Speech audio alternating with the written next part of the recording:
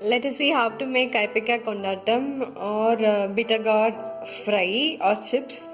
So I've taken some 250 grams of bitter gourd and cut it into slices.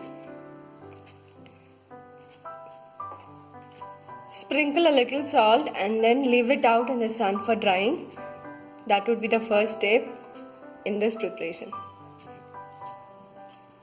Now we are going to add a little salt to the bitter gourd. So take water in a glass, okay, sprinkle salt on top of the cut bitter gourd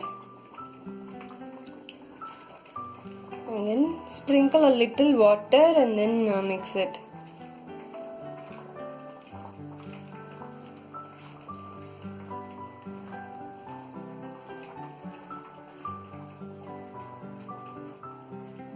Now we are going to leave it out in the sun for drying. This is a Kaipaikka which I showed you. It's all dried in the sun. Come like this.